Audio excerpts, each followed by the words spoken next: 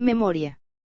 La memoria es una función del cerebro que permite al organismo codificar, almacenar y recuperar la información del pasado. Surge como resultado de las conexiones sinápticas repetitivas entre las neuronas, lo que crea redes neuronales, la llamada potenciación a largo plazo.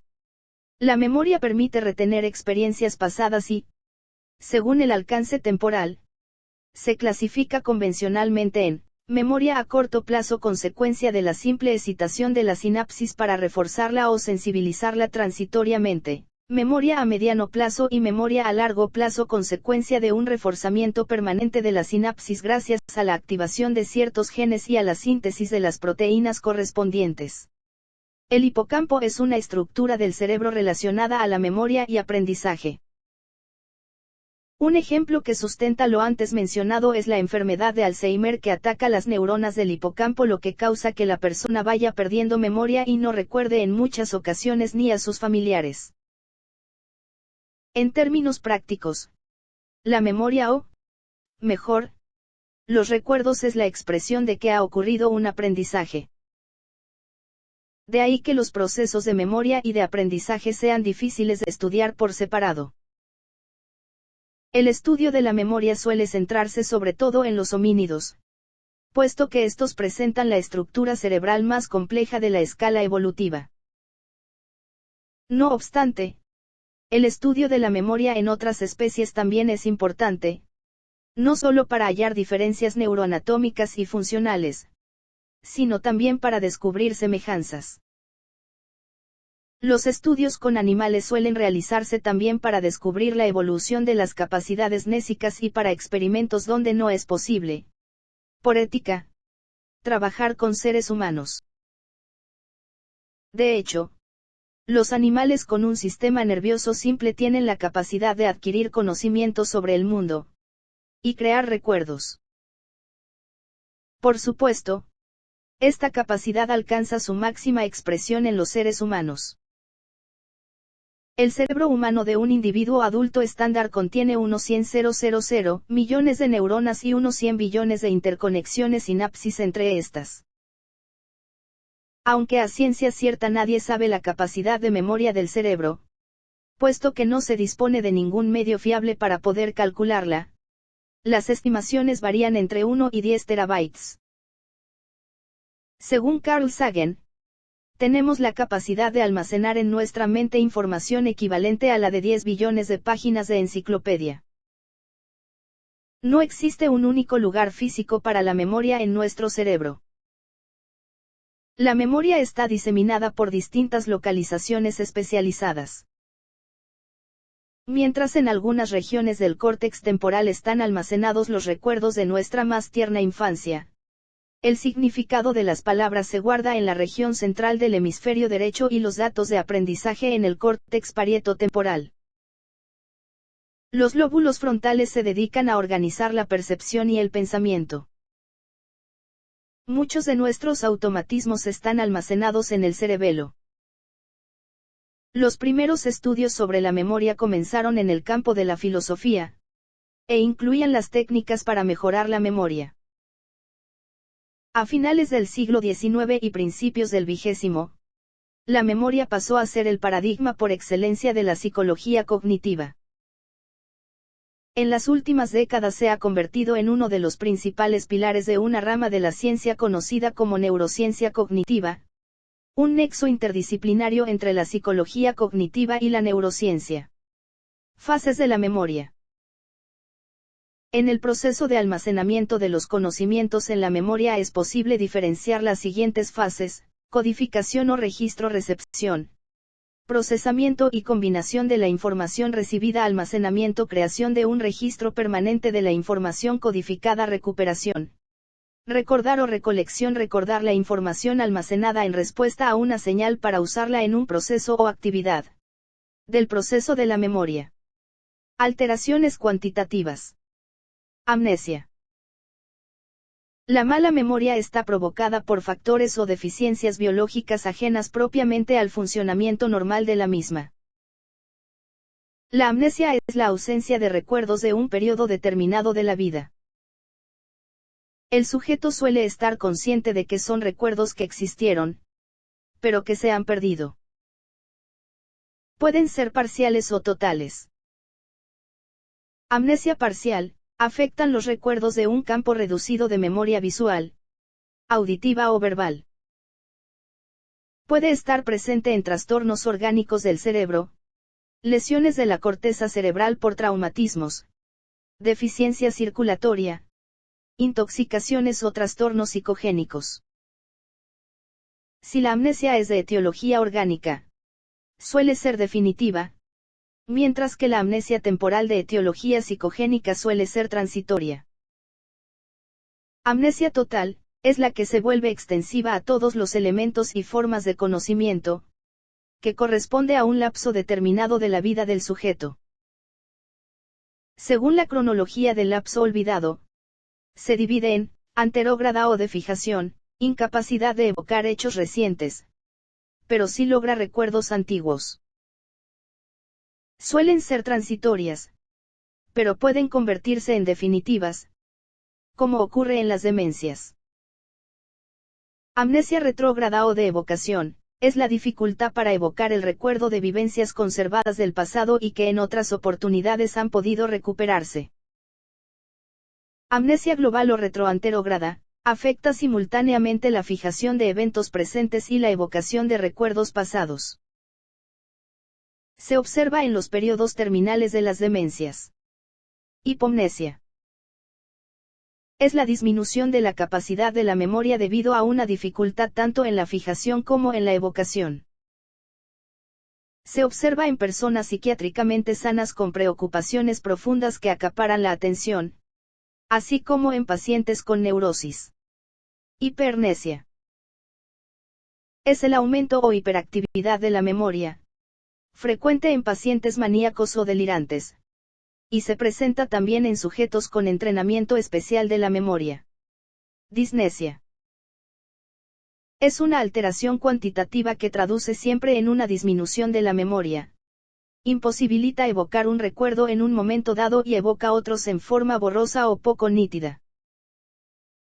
Se llama así por la dificultad para evocar un recuerdo en determinado momento, pero que más tarde puede ser evocado espontáneamente. Esto ocurre en las personas normales en forma esporádica, al tratar de recordar nombres propios, fórmulas, etc. Este es uno de los síntomas iniciales que se da en la senectud, y en forma permanente en el comienzo de la demencia. Alteraciones cualitativas.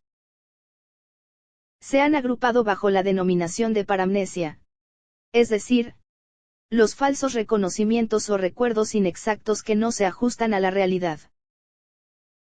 Los principales son, fenómeno de lo ya visto déjà vu, es la impresión de que una vivencia actual ha sido experimentada en el pasado y en la misma forma. Se puede observar en personas sin ningún padecimiento mental o en sujetos con neurosis o con esquizofrenia.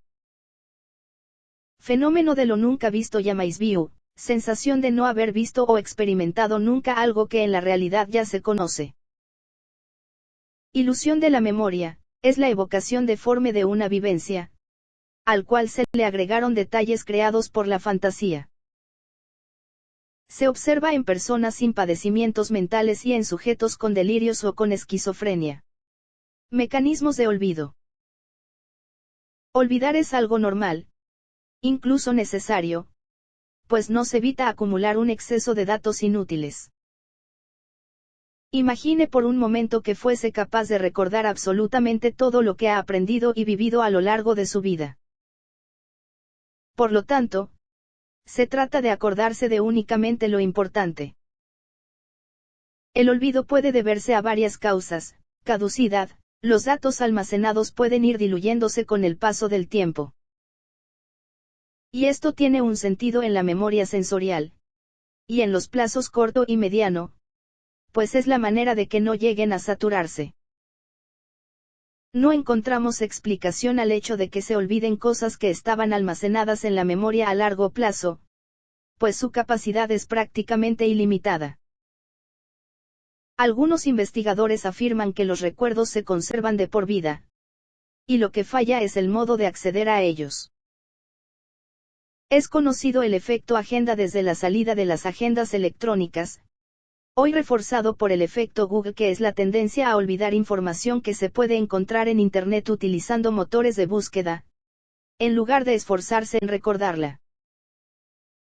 Problemas de acceso: a veces no podemos acceder al contenido de nuestra memoria, especialmente si el estrés nos hace producir hormonas glucocorticoides que bloquean la función de acceso. Mediante algunos ejercicios de memoria podemos aumentar la posibilidad de que esto no suceda. Eliminación: aparece en el caso de informaciones dolorosas, frustrantes y molestas, y cuando se han vivido situaciones extremas o traumáticas. Por suerte no son cosas que suceden con frecuencia, pues ante esto los ejercicios de memoria no sirven para nada. De todos modos, algunas experiencias y recuerdos desagradables pueden emplearse para mejorar la memoria. Tipos de memoria. Memoria sensorial.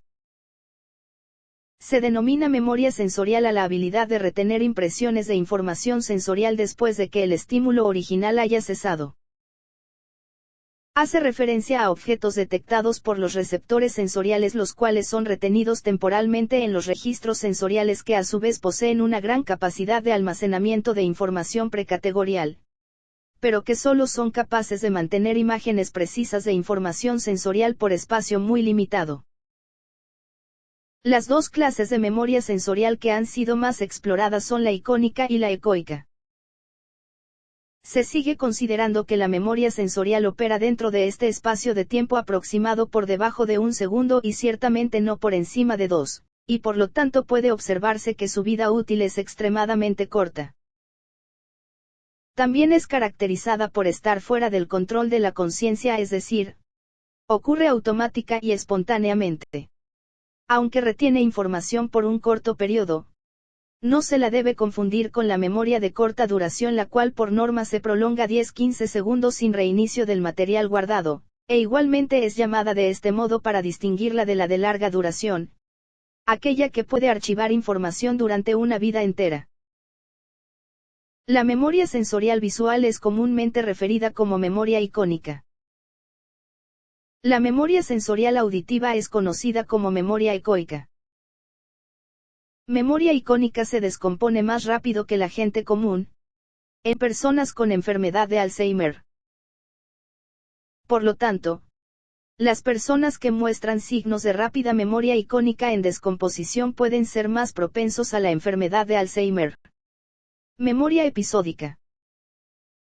La memoria episódica es la memoria relacionada con sucesos autobiográficos, momentos, lugares, emociones asociadas y demás conocimientos contextuales que pueden evocarse de forma explícita. La memoria episódica y la memoria semántica son los dos componentes que conforman la memoria declarativa, una de las dos subdivisiones principales de la memoria humana. La contraparte de la memoria declarativa explícita es la memoria procedimental o implícita. Memoria autobiográfica. Un recuerdo autobiográfico es una representación personal de sucesos generales o específicos y vivencias personales. La memoria autobiográfica también se refiere al recuerdo de un individuo de su propia historia personal. Una persona no recuerda exactamente todo lo que le ha ocurrido en el pasado. La memoria es constructiva, y las experiencias previas afectan al modo en que se recuerdan los sucesos y al resultado final de la evocación. La memoria autobiográfica es igualmente constructiva, y se reconstruye mediante el procesamiento de la historia pasada. La memoria autobiográfica de un individuo es bastante fiable, pero esta fiabilidad puede verse amenazada por las distorsiones memorísticas. Los recuerdos autobiográficos pueden diferir en función del periodo de vida a recordar. Se pueden recordar algunos sucesos de los primeros años de la vida, pero por lo general estos recuerdos se pierden mediante un proceso que se denomina amnesia infantil. Así, Las personas de mediana edad suelen recordar con más precisión los recuerdos almacenados a partir de la adolescencia y la adultez temprana entre los 15 y los 25 años. Este efecto se denomina concentración de recuerdos. Además, es común que las personas recuerden muchos sucesos personales de los últimos años vividos. A esto se denomina efecto de recencia. En los casos de adolescentes y adultos jóvenes, el periodo afectado por ambos fenómenos coincide. Es sabido que los recuerdos autobiográficos se almacenan inicialmente como recuerdos episódicos, pero aún no se conoce si estos recuerdos autobiográficos pasan a convertirse con el transcurso del tiempo en recuerdos semánticos. Memoria autobiográfica. Memoria semántica. El término memoria semántica hace referencia a la memoria de significados, entendimientos y otros conocimientos conceptuales que no están relacionados con experiencias concretas. Se considera que la recolección consciente de información sobre hechos y el conocimiento general sobre el mundo es independiente del contexto y la relevancia personal. La memoria semántica y la memoria episódica conforman la categoría de memoria declarativa, una de las dos divisiones principales de la memoria. La contraparte de la memoria declarativa o explícita es la memoria procedimental o memoria implícita. La memoria semántica incluye a todos aquellos conocimientos generales que no implican el recuerdo de sucesos concretos. Por ejemplo, para responder a la pregunta de si la llave inglesa es una herramienta o un instrumento musical, no es necesario evocar ningún suceso concreto de la vida en el que se haya adquirido ese conocimiento. La primera vez que se mencionó el concepto de memoria semántica fue en una conferencia sobre memoria humana impartida por Endel Tulbin, de la Universidad de Toronto. Tulbin realizó una propuesta de distinción entre la memoria episódica y lo que denominó memoria semántica.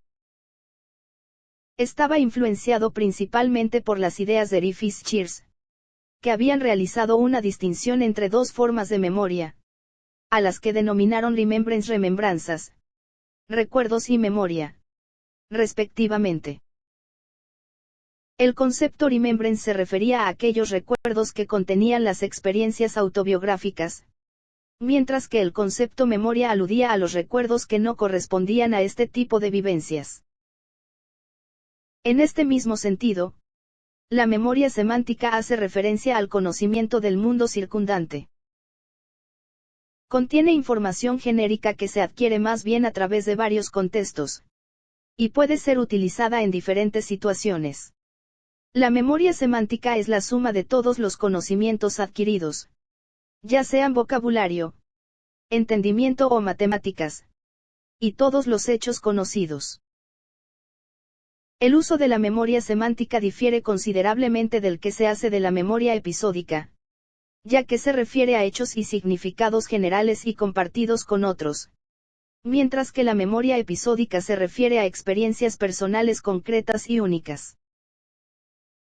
La propuesta de Tulbin de distinguir entre memoria semántica y episódica fue ampliamente aceptada, ya que permitía establecer una separación en la conceptualización del conocimiento del mundo.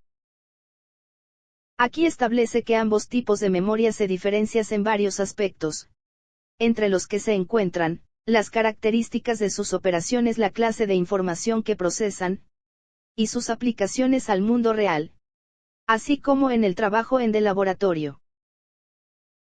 La característica esencial de la memoria semántica es que su contenido no se encuentra enlazado a ninguna experiencia concreta, como ocurre en el caso de la memoria episódica.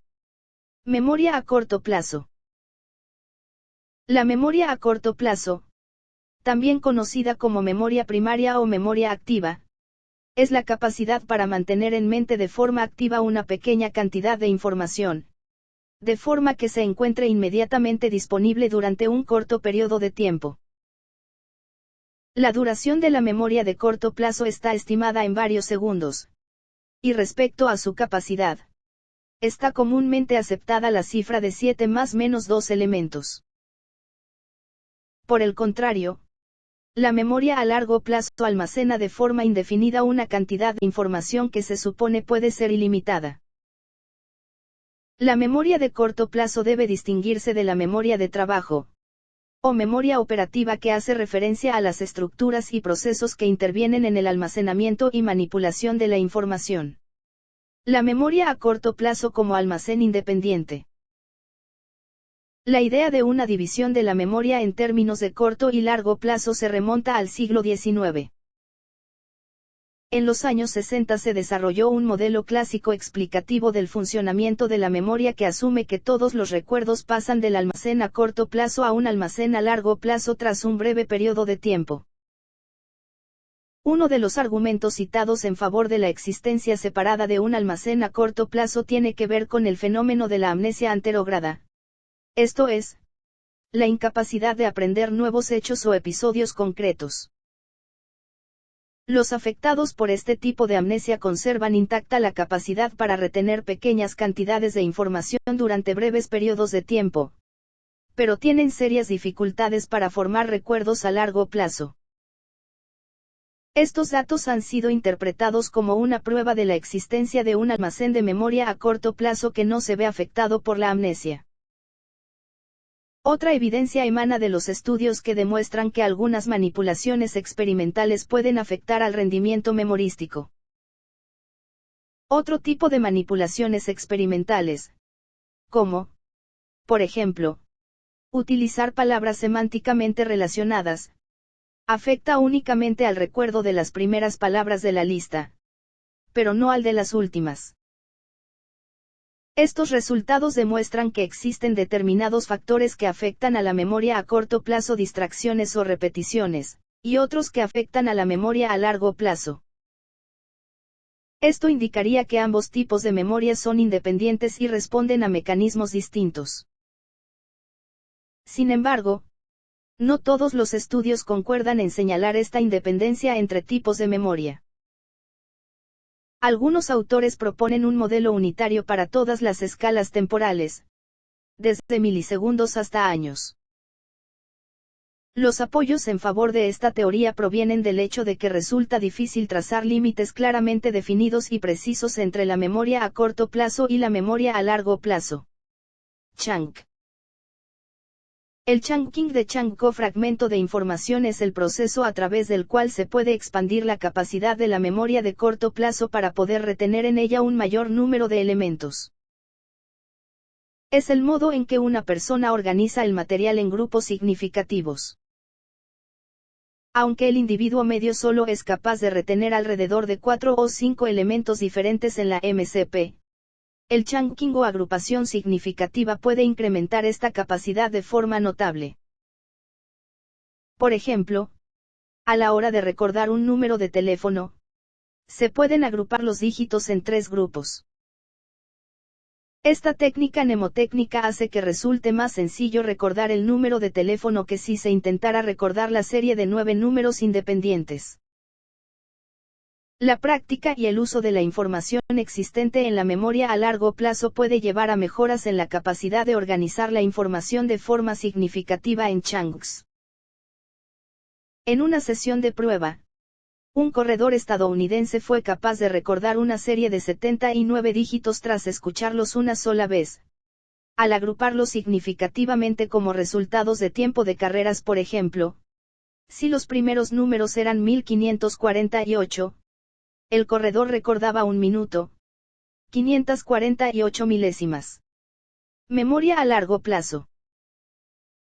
La memoria a largo plazo, también llamada memoria inactiva o memoria secundaria, es un tipo de memoria que almacena recuerdos por un plazo de tiempo que puede prolongarse desde unos pocos días hasta décadas, sin que se le presuponga límite alguno de capacidad o duración.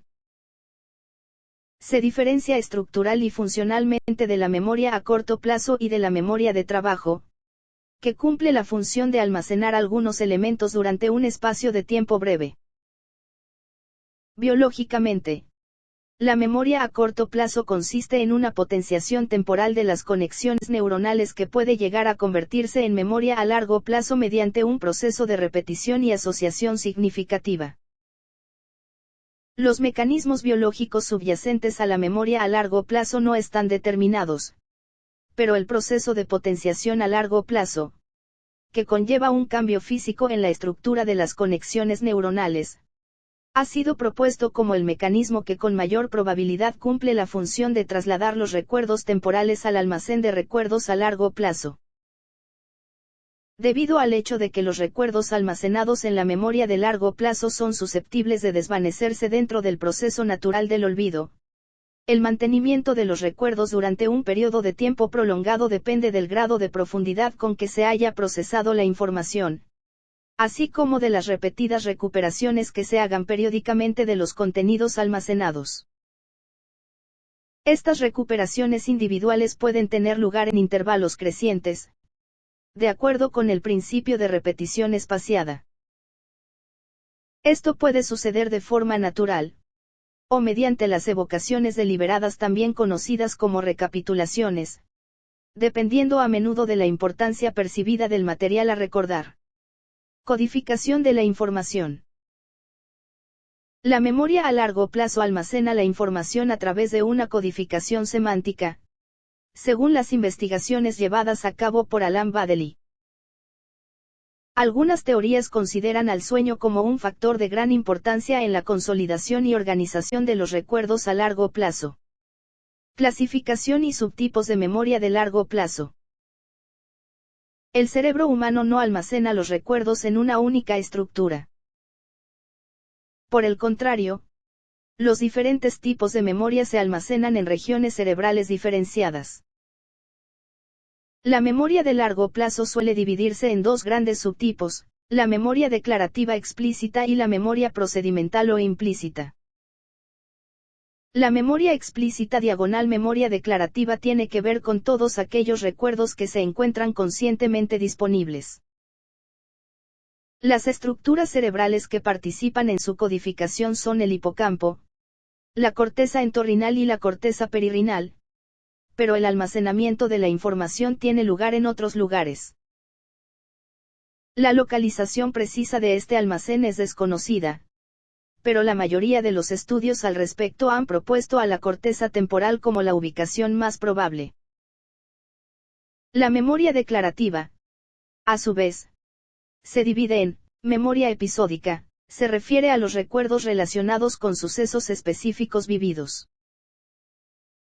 Memoria semántica, se refiere a los conocimientos generales sobre el mundo, por ejemplo, el mecanismo del funcionamiento de un bolígrafo.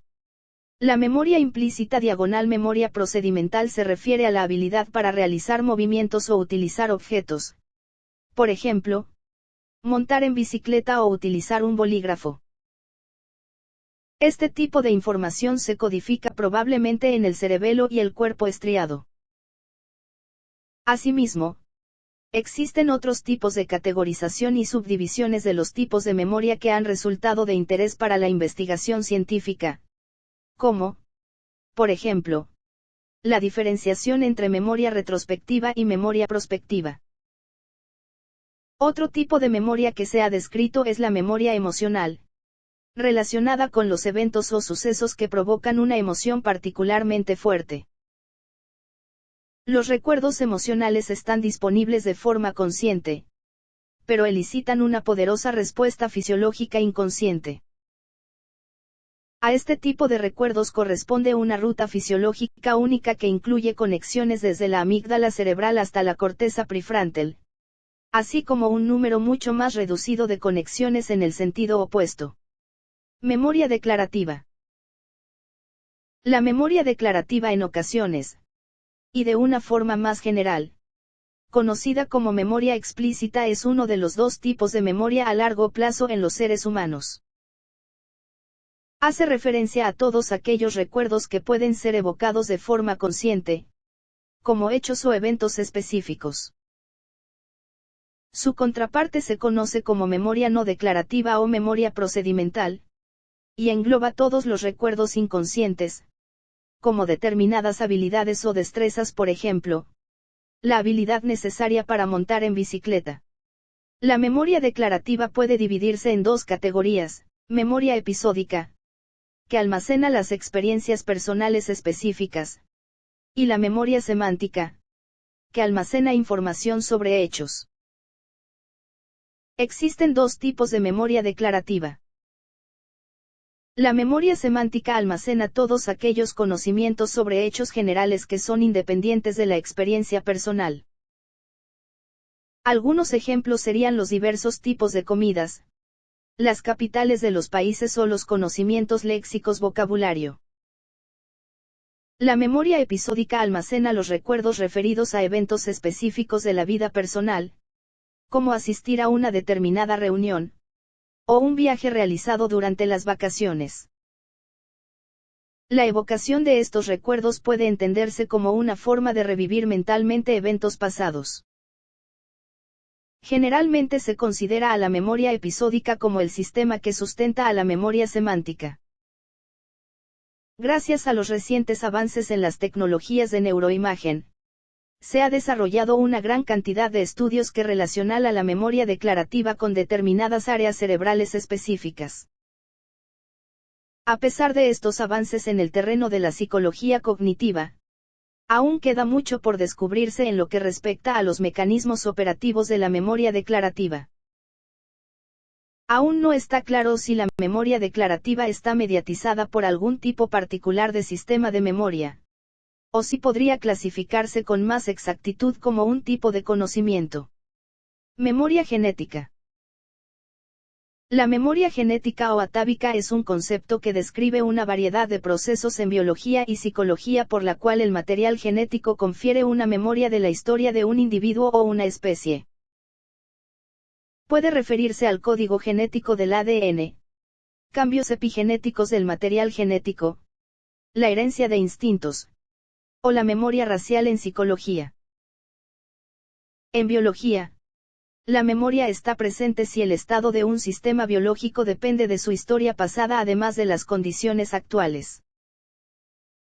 Si esta memoria está grabada en el material genético y se establece herencia a través de la división celular mitosis o meiosis, es considerada genética. En genética de poblaciones y evolución, la memoria genética representa la historia grabada de los cambios adaptativos en una especie. La selección de organismos que poseen códigos genéticos para la producción de proteínas mejor adaptadas resulta en la evolución de las especies. Un ejemplo de esta memoria genética es la respuesta inmune innata que representa una pervivencia de la historia de los patógenos virales y microbials con los que nos enfrentamos durante la historia evolucionaria de las especies. La respuesta inmune innata está presente desde el nacimiento y no requiere que el sistema inmune aprenda a reconocer ciertos antígenos. En la historia de las teorías evolutivas, la propuesta memoria genética de las experiencias e influencias ambientales de un individuo fue una parte central del lamarckismo para explicar la herencia de cambios evolutivos. En psicología, la memoria genética es una memoria presente desde el nacimiento que existe en ausencia de experiencia sensorial, y que es incorporada al genoma a lo largo de largos periodos de tiempo. Está basado en la idea de que experiencias comunes de una especie acaban incorporadas en su código genético, no por un proceso lamarckiano que codifica memorias específicas sino como una más vaga tendencia a codificar una predisposición a responder de cierto modo a ciertos estímulos.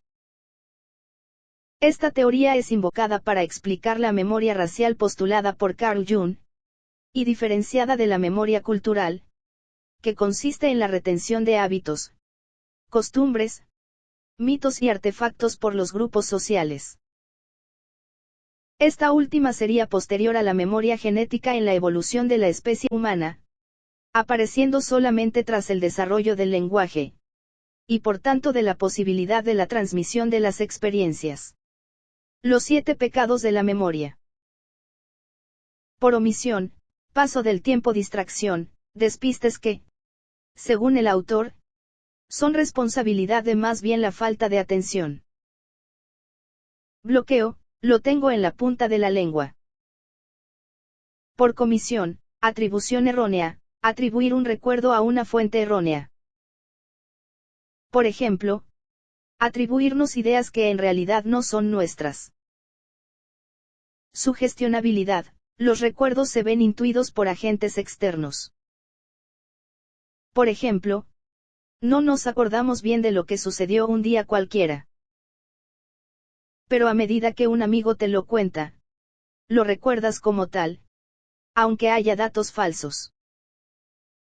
Sesgo: el recuerdo se ve influido por nuestro estado, sentimientos, punto de vista actual. Persistencia: permanencia de recuerdos que desearíamos olvidar. La memoria y la psicología. La memoria es una función cerebral que interviene en todos los procesos de aprendizaje del ser humano. Es vital para la supervivencia del individuo como lo ha sido para la supervivencia de la especie. Esto es un punto común con muchas de las especies animales, por no decir todas, y cuando consideramos novedosos aspectos en estudio como la memoria de las células, también es un punto común con las plantas y los demás seres vivos. La memoria humana, al igual que el ser humano en sí, es compleja y fascinante. Es a ella a la que mayor atención prestamos y a la que mayor esfuerzo le exigimos en nuestras vidas, ya que nuestra vida existe gracias a nuestra memoria. La vida está formada por recuerdos. La memoria es la capacidad de adquirir, almacenar y recuperar información. Somos quienes somos gracias a lo que aprendemos y recordamos. Sin memoria seríamos incapaces de percibir, aprender o pensar. No podríamos expresar nuestras ideas ni tendríamos una identidad personal. Porque sin recuerdo sería imposible saber quiénes somos y nuestra vida perdería sentido. Este mapa conceptual consiste en un resumen del tema de la memoria humana que estamos estudiando. Del título principal, la memoria humana, salen distintos apartados en los que se divide el tema. En primer lugar, se encuentra la complejidad de la memoria, en el que se explica en qué consiste la memoria y las investigaciones que se han llevado a cabo sobre ella, tanto las que estudian la repetición, los esquemas y la memoria a corto plazo. Otro de los apartados es el de la neuropsicología de la memoria, que ya habla sobre investigaciones más recientes y científicas sobre nuestra memoria y los procesos que tienen lugar en nuestro cerebro para que ésta funcione correctamente. Los dos últimos apartados que aparecen son los de los procesos básicos de la memoria, en el que se nombran las tres funciones básicas de esta, y la estructura y funcionamiento de la memoria, en el que se nombran los tres sistemas de memoria que se comunican e interactúan entre sí. Estos sistemas fueron reconocidos por los psicólogos Richard Atkinson y Richard Sifrin mediante el desarrollo de la teoría multialmacén de la memoria. Hay fallas en el proceso y la función de la memoria que no son propiamente olvidos o dificultades en el almacenamiento o la recuperación, sino que son distorsiones de la información. Algunos de estos trastornos alcanzan un grado de enfermedad ya y son llamados paramnesias. Otros, por el contrario, son bastante poco frecuentes o leves en su ocurrencia. En ambos casos las manifestaciones pueden ser similares, pero diferir en la intensidad o frecuencia.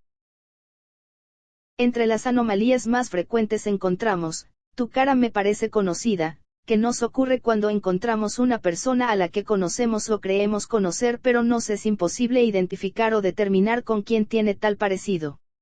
Olvidar el nombre: nos ocurre cuando identificamos plenamente la cara como la de alguien conocido, pero no podemos recordar el nombre. Sensación de conocer: este es el caso en que creemos firmemente conocer algo o saber algo, pero a la hora de utilizar ese conocimiento se fracasa. Esto nos ocurre con más frecuencia en materia semántica. Fenómeno de lo tengo en la punta de la lengua: está muy relacionado con el anterior y es específicamente la incapacidad de encontrar la palabra correcta para lo que se quiere decir, encontrando tal vez muchas asociadas o relacionadas, pero sin que se ajusten exactamente a lo buscado. Laguna temporal: es cuando se olvidan algunos fragmentos de algo o lo ocurrido en un lapso específico, por lo general cuando en ese lapso no ocurre nada relevante y se estaban ejecutando funciones o labores sobreaprendidas. Ejemplo: cuando olvidamos parte del recorrido habitual a nuestra casa, no recordamos cuándo pasamos por determinado punto por el que tuvimos que haber pasado. Falsificación de la memoria o falsos recuerdos: el aparato psíquico crea recuerdos para llenar lagunas en la memoria. Este tipo de trastorno tiende a ser altamente problemático para el sujeto y a meritar especial cuidado desde la psicología. Déjà vu es una anomalía del reconocimiento que implica que experimentamos esa situación de esto ya lo he visto o esto ya lo he vivido, aún a sabiendas de que es la primera vez que lo vemos o vivimos. Jamais vu es el caso contrario al anterior. Aquí, aunque el individuo conoce y sabe que conoce determinada situación y la recuerda, no experimenta ninguna sensación de familiaridad.